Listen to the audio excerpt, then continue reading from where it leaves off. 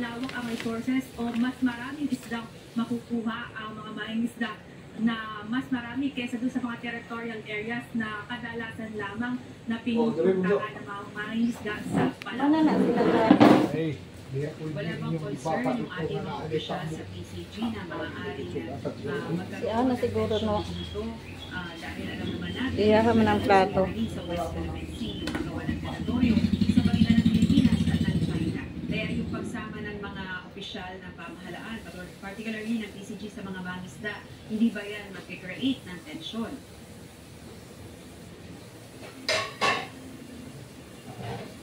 Rosalie, ayon kay Commodore Dariela, yung mga lugar na pwede puntahan ng mga mangingisda, mayroon doon mga PCG vessel na bago pa lamang pumunta yung mga mangingisda ay nakaposisyon na doon yung mga otoridad upang masiguro na oras na pumunta dito yung mga Pilipino na nais mamalakaya ay hindi sila mapupunta sa panganib at minomonitor din ng PCG kung mayroong mga activities ang ibang bansa katulad ng China na pumapaligid doon sa area kung saan po pwede mangisda ang mga Pilipino. Rosalie? Last na lang iba, meron bang impormasyon ng PCG kung gano'ng karami mga mangisda na pumapalaot sa West Philippine Sea at kumusta naman yung kanilang reaksyon dito sa pangako ng PCG na titiyakin yung kanilang seguridad pag pumapalaot sa West Philippine Sea? Rosalie, walang eksaktong bilang kung ilan ang mga mangingisda ang pumupunta sa West Philippine Sea para doon mamalakaya. Ngunit ayon sa PCG ay patuloy ang paghihikayat nila doon sa mga mangingisda mula sa Palawan na i-extend yung kanilang mga fishing activities hindi lamang doon sa territorial areas ng Pilipinas, kundi pati na rin doon sa West Philippine Sea, nasako pa rin naman ng exclusive economic zone ng Pilipinas. Plano rin kasi ng PCG na hindi lamang mga mangingisda sa Palawan ang hikayatin na sa West Philippine Sea, kundi pati na rin iba pang mangingisda sa iba pang malapit na lugar doon. Kaya oras na naging successful o mas dumami pa yung maritime activities ng mga Pilipino mangingisda sa West Philippine Sea ay hihikayatin ng PCG pati na rin ang DETOR at Department of Agriculture ang iba pang mangingisda mula sa ibang rehiyon ng Pilipinas na i-extend pa ang kanilang maritime activities sa West Philippine Sea. Rosalie? Maraming salamat, Ivan Alvarez ng Ulat ng Live mula sa Quezon City. Nag-inspeksyon kahapon sa Balabac Island sa West Philippine Sea si Department of National Defense Secretary Gilberto Teodoro kung saan itatayo ang Philippine Naval at Air Base. Kaalinsabay nito ay nagsagawa rin ng all-in-one bayanihan sa mga residente sa isla na inorganisa ng Philippine Air Force at non-government organization. Ito ang balita ni Ryan Lacanal. Isang strategic na parang Balabac Island para sa Pilipinas, lalo na sa usaping pangdepensa at seguridad dahil ito ay nakatagpuan sa pinakatipungang bahagi ng Palawan. Malapit ito sa West Philippine Sea at Balabac Strait. Kaya naman dito plano ng pamahalaan na magtayo ng Philippine Naval at Air Base para bantayan ang ating teritoryo. Balabac ay strategic para sa Pilipinas dahil ang isang channel na international seaway sa southwestern Philippines ay dito dumadaan. Ito ang dulo na municipality ng Palawan. Kahapon pinuntahan ni Department of National Defense Secretary Gilberto Teodoro ang Balabac Island para alamin at pabinsin na ang konstruksyon ng itinatayong paliparan sa isla. Nag-usap din kami ng airport, diba, na kung paano namin mapapabilis yung airport, masyadong matumal yung trabaho, no? Mabuti na lang nadalaw natin, maputukan na natin ito ngayon. Pero sabi ng kalihim, maliit ito para sa isang naval base. Kaya naman makikipag-usap muli sila sa iba pang ahensya ng pamahalaan para humanap ng mas malaking lugar. Gayunman, sa halip na naval base, mas angkupan niya ang lugar para sa Coast Guard base. Dagdag ni Secretary Teodoro, hindi malayo na maging ang Balabac ay minamanmanan na rin ng China dahil international sealing ito at dinaraanan ng kanilang mga barko.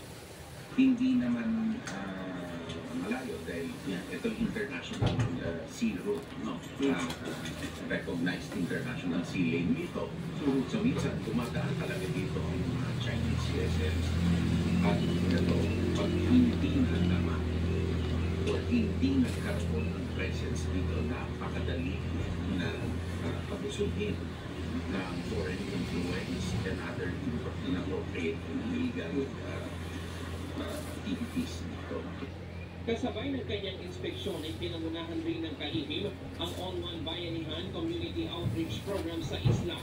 Dahil malayo ang Balabak sa Puerto Princesa, hindi madali ang biyahe kapag mayroong medical emergency. Kaya naman ang pamahalaan sa pamumuno ng Philippine Air Force at volunteers mula sa ibang non-government organizations ay nagsagawa ng medical mission sa lugar. Nandito rin tayo mag-engage sa tao sa Balabak to show ipahiwating sa kanila that the government is the national government ay pumupunta sa kanila. And dito talaga importante rin ang DND at ang AFP dito sa mga frontier na lugar na kailangan magamang ng ating mga kababayan na the government is really looking out for their welfare. At the same time, magkakaroon sila ng engagement at sense of responsibility na kailangan pangalagaan din nila itong lugar na ito dahil Pilipinas nga. Maraming nakanyo ay UNTV News and Rescue. Diyos ang aming sandigan, servisyo ko ang aming pinakahalagahan. Inaalam pa ng Bureau of Fire Protection kung magkano ang pinsala na nangyaring sunog sa Valenzuela City kahapon. Bubuhos naman ang malakas na ulan sa kasagsagan ng sunog. Ito ang balita ni Donna Reptilio. Umabot sa ikatlong alarma ang sunog na nangyari kahapon June 6 sa Barangay Marunas, Valenzuela City. Ayon sa Bureau of Fire Protection, nagmula sa residential area ang apoy pero madami na ang bodega. Naglalaman ito ng mga kagamitang plastic at maliliit na likupay petroleum gas. Medyo challenging kasi ikot ng warehouse, ayun na yung NX. Suntaan doon sa medyo masikip. Sinikap pa ng trabahador na apulahin ang apoy pero hindi na ito napigilan.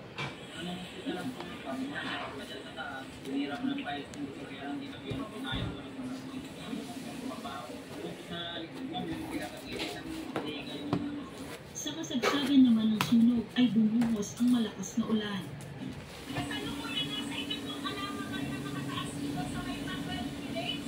Barangay Marunas, Valenzuela City, kung saan nagsusunog ay isang warehouse. Ngayon naman, nagtutulungan yung ating mga kababayan. Nagsusumbang ko na nililiman nyo yung pagpuros ng malakas na ulan at pagtulong kayo sa ating mga kababayan na magtulungan para maapuna yung ating yung nangyayari. Bandang alas 7 ng gabi ay ideklara ng fire out ang sunog at sa ngayon ay inimbisigahan pa ang sanhi nito at ang kabuuang pinsala. Donna Reptilio, UNTV News and Rescue, Diyos ang aming sindigan, serbisyo publiko ang aming pinahahalagahan. Patuloy na nagtutulot ng mga pag-ulan sa iba't ibang bahagi ng bansa ang hangin habagat at low pressure area ayon sa Philippine Atmospheric, Geophysical and Astronomical Services Administration o PAG-ASA. Batay sa abiso ng State Weather Bureau kaninang alas 8 ng umaga, mayroong medium chance na ma-develop sa isang tropical depression o bagyo ang LPA na binabantayan sa loob ng Philippine Area of Responsibility. Inaabisuhan ang publiko na mag-monitor ng sitwasyon ng panahon. Pinag-iingat ngayon ng Philippine Institute of Volcanology and PHIVOLCS ang mga komunidad malapit sa Bulkang Canlaon sa Negros Island dahil sa posibilidad ng pag-agos ng lahar. PHIVOLCS monitor ang pagdaloy ng lahar sa ilang mga barangay sa La Castellana, Negros Occidental. Pinapayuhan ang mga residente na maging alerto at agad na lumikas kung kinakailangan. 17 kaso na ng Human Immunodeficiency Virus o HIV ang naitala sa lawigan ng Bohol mula buwan ng Enero hanggang Marso ngayong taon. Dahil dito, mas pinaiigting pa ng mga otoridad ang kanilang information campaign para pigilan ng iba yung hawaan ng sakit at nagpaalaala hinggil sa pagpapagamot upang malunasan ng HIV. Ito ang balitan, Kier Saiman. Gusto ang sinasagawang information campaign sa lalawigan ng Bohol para pigilan ang lalong pagkalat ng sakit na human immunodeficiency virus o HIV sa probinsya. Sa datos ng provincial government, mayroon ng 17 kaso ng HIV ang naitala sa Bohol mula Enero hanggang Marso ngayong taon. Nagsasagawa ng seminar ang Provincial Health Office hindi lamang sa mga health worker, kundi pati na rin sa grupo ng mga kabataan at sa mga paaralan sa pamamagitan ng Provincial HIV/AIDS Program at pagsasagawa ng HIV testing. Base sa monitoring ng Kana health si Chris authorities, Aquino, karamihan HIV sa man mga na sa positibo una, no? sa HIV sa Bohol ay bawang mga kalalakihan. Yung mga may pinakamaraming bilang na naitala natin is yung mga lalaki, mostly male po. Actually, we don't have female na data. Yung male po, mostly, and then ang pinakamarami among them is with regards to sexual behavior are those males having sex with males. And then followed po by males having sex with both males and females. And then third po, yung male to female na sex. Muli namang nagpaalala ang Provincial Health Office sa mga taga-Bohol na i-avail ang kanilang libreng gamutan para sa mga sakit ng HIV upang sila ay makarecover at manumbalik sa normal na pamumuhay. Dagan dagway bayot diha sa Boloy. Ba? Ano, sila man ang naano sa HIV.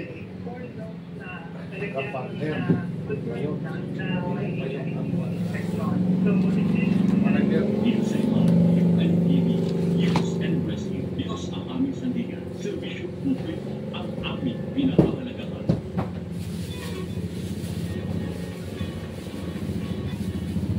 Hindi nakatuon ang focus ni United States President Donald Trump sa alitan nila ngayon ng tech billionaire na si Elon Musk. Ayon kay President Trump, mas Si Elon, pinagkakataon oh. niya ang pagkakapusap sa ibang mga bansa. Nga naman. Sinabi rin ng US President na hindi niya alam ang iba pang mga investigasyon na isinasagawa sa Nga mga naman. kumpanya ni Musk. Nauna nang sinabi ni Elon Musk na posibleng hindi nanalo si President Trump sa eleksyon kung hindi dahil sa kanya. Na. Parehas po di ay na ni Bongbong. Working on China, working on Russia, working on Iran, working on so many. I'm not thinking about Elon. You know, I just wish him well. Nga naman di naganahan si Trump kay Elon. Tumaas ng 7% ang mga walang trabaho sa Canada sa buwan ng Mayo batay sa kanilang pinakabagong labor force survey. Katumbas ito na nasa 1.6 million na mga individual na walang trabaho. Ito na ang pinakamataas na unemployment rate sa bansa sa loob ng 9 na Ano, di naganahan si Elon kay- kahit dumaan pa ang panahon ng Ay, si Trump kay Elon? kung saan mas mababa ang employment rate.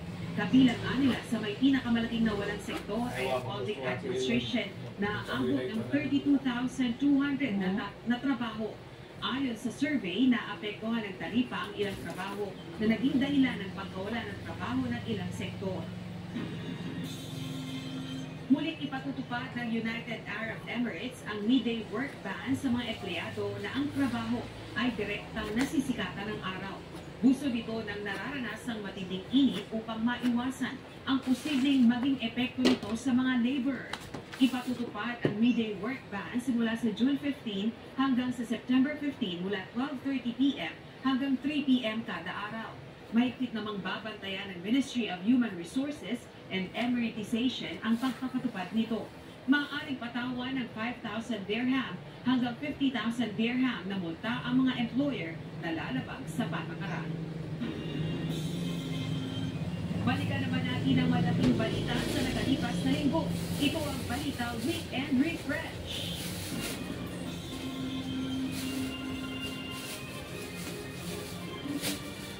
Paghabol sa mga small drug offenders, iniutos ni Pangulong Ferdinand Marcos Jr. sa bagong PNP chief. Paramihan ng mahuhuli, ipatutupad ni Police General Nicolas Torre III sa mga drug commanders. Sa tulong ng PIDEA, ipagpatuloy ninyo ang paglaban sa illegal na drugs. Magsagawa pa rin tayo ng official sa tiyakin na sasampahan ng kaso ang mga drug dealer ng mga drug lords. Kasama sa metrics natin ang number of arrests. Paramihan. Paramihan. Senate President Francis Escudero itinangging may kinalaman sa umano'y posibleng pagpapalit ng Senate presidency ang pagpapaliban sa impeachment trial kay Vice President Sara Duterte. Has nothing to do, especially given the fact that the 20th Congress will have a totally different composition. Kay Iminat na ng impeachment case ni Vice President Sara Duterte, ipinaubaya na sa Senado ayon kay House Speaker Martin Romualdez. Ang impeachment complaint ay nasa Senado na. So we need to the sound discretion as to how they want to proceed from that. Department of Transportation maghahain ng reklamong economic sabotage laban sa isang online travel agency dahil sa issue ng umano'y overpriced plane tickets. AirAsia Move, igilit na hindi nila minamanipula ang presyo ng plane tickets. I've asked the PNP to take it down. PNP Cybercrime to take down this website today. And I've also asked, apart from the cease and desist order issued by CAB last week, 26, I've also asked the CAB and the DOTR aviation group to immediately file economic sabotage, a criminal economic sabotage case against AirAsia Group. Because this is economic sabotage. Defense Secretary Gilberto Chodoro Malaysia? kinukuta ang isang opisyal ng China Ano Borneo, sa kanito sa sakop ng kanya sa Pilipinas ginanap una. na defense summit sa Singapore. And thank you for the propaganda spills these guys has questions. British, ilarang di abangan, kahiman-himan, yatag lang The fact that the question was asked in the way it does, it engenders a deficit of trust in China's words vis-a-vis its actions. Department of Agriculture magsusupply ng bigas sa 20 pesos kada kilo sa mga retailer ng DSWD. Nagsa-start na, binigay na namin yung listahan sa Department of Agriculture, and they're now going to make sure na yung mga retailers na to, around 1,000 of them for now, ay makatanggap na ng murang bigas para yun ang maibigay naman nila doon sa mga food poor nating beneficiary. Ilang endorsers ng impeachment complaint laban kay Vice President Sara Duterte naniniwala na nagdadahilan lang si Senate President Francis Escudero sa pagkakaantala ng paglilitis. With due respect sa ating Senate President, no? So, ang tanong ko dito, sino ba yung pinaproteksyonan mo sa ganyang sinasabi mo? Taong bayan bakit ka pag nagigil sa impeachment? Trabaho ka na lang. Ginagawa namin kung anong trabaho namin. Yung mga ganyan uri ng komentaryo at yung mga ganyan uri ng komentaryo parang nagagaling sa kampo na tutundi ni Sara ang pabor sa impeachment. EDSA bill, tumi pa rin sa kanila ng suspensyon. Proyekto nais ni Pangulong Ferdinand Marcos Jr. na tapusin